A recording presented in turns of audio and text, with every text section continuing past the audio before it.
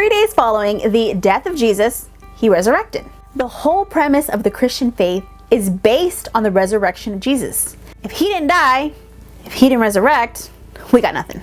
Hey everyone, I am Brittany Valadez for Bravely Daily, where we take you from pop culture to God culture. In this video, we're going to be talking about the evidence behind the resurrection of Jesus Christ, as well as debunking some claims that, you know what, it didn't happen. All right, make sure to follow Bravely Daily on all our social media accounts. And you can follow me at Brittany Valadez on all my social media accounts as well. Don't forget to check the description box where I will add all the sources where you can check out the evidence for yourself. In this video, I'm going to present various quotes, but in order to save time, I'm just going to place the quote on the screen and you can kind of pause the video, read the quote, and then continue on with the rest of the video. All right, let's get started. All four gospels say that women, including Mary Magdalene, were the first to witness the empty tomb. Then they went and told the men, the disciples, about what they saw. All right, if you guys know, in Bible times, it was a very patriarchal society. So if somebody was going to make up a story about Jesus resurrecting, wouldn't they claim that the men were the one to discover that the empty tomb was empty? Dr. Clay Jones, Associate Professor of Christian Apologetics at Biola University, definitely thinks so. Number 2. The body of Jesus wasn't stolen. Now, if you guys remember in the Bible, the Jewish religious leaders told the soldiers to say, hey, the body was stolen, because, you know, there was an empty tomb. So they wanted to spread the rumor that the body was stolen. It doesn't make sense for the disciples to have stolen the body. This is why. Remember when I told you that the women were the first to discover that Jesus' body was not in the tomb? Well, when they told the men, the disciples, even the disciples who walked and talked with Jesus like every day, even they didn't believe it. Now in John 20, it tells the story of the disciples racing to see the empty tomb. If you go to verse 9, it says that, you know, they didn't fully understand that Jesus rose from the dead. Jewish turned Christian scholar Alfred Edersheim says that because of the disciples' not understanding that Jesus actually rose from the dead in physical form, that they had no motive to steal Jesus' body. At most, they thought maybe he would come back like in a ghost form. Let's not forget disciple Thomas. Now today we have a popular phrase that we say, doubting Thomas.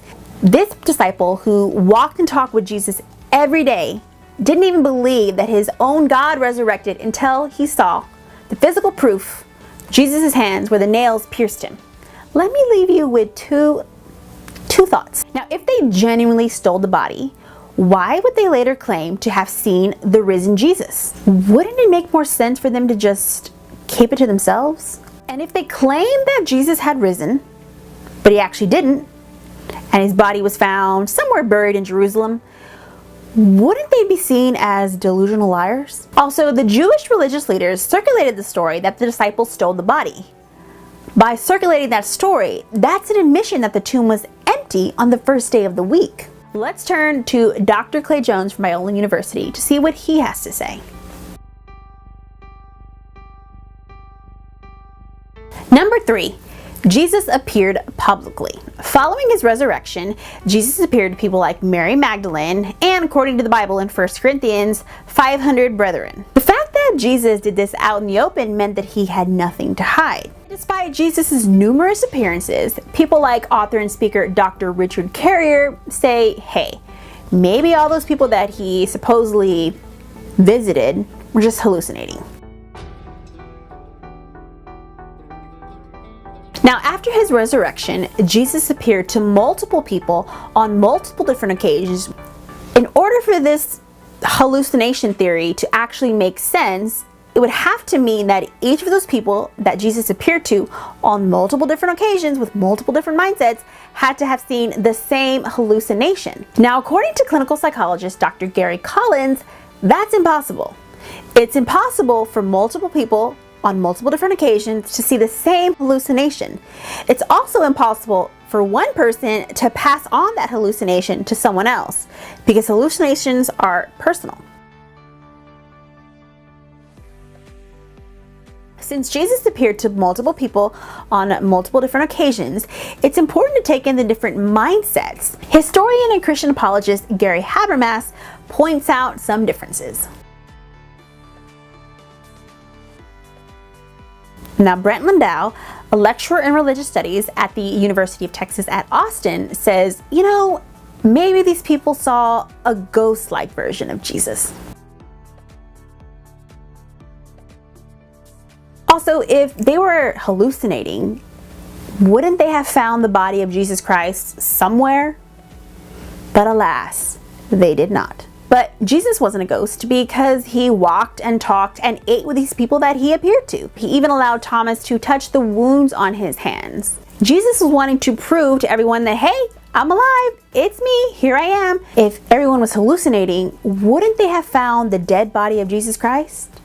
But alas, they did not, because he has risen. Number 4, the disciples suffered and died for their faith. Now, after Jesus ascended into heaven, what did he tell them to do?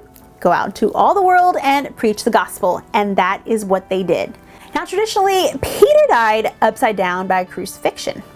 James was killed by a sword. Andrew was beaten and then stoned. Philip was beaten and then crucified. Now, the remaining disciples, except for John, all died traumatic deaths as well. Now, the disciples were willing to die for what they knew was true.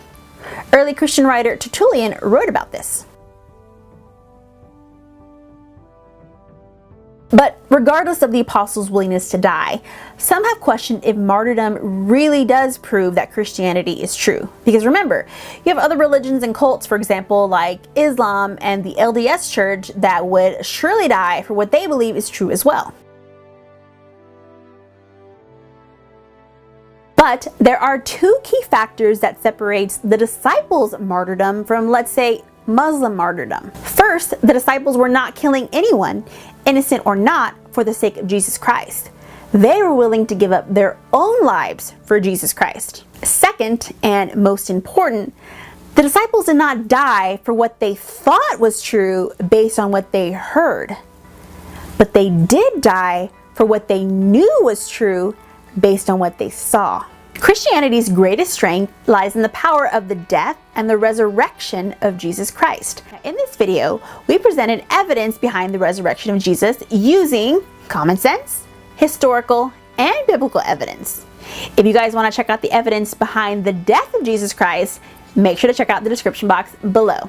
Alright, also follow us on Twitter, Instagram, Facebook, all the socials at Bravely Daily, and you can follow me at Brittany Valadez. Make sure to check out our website, bravelydaily.com. Until next time, I'm Brittany Valadez. God bless, and I'll see you later.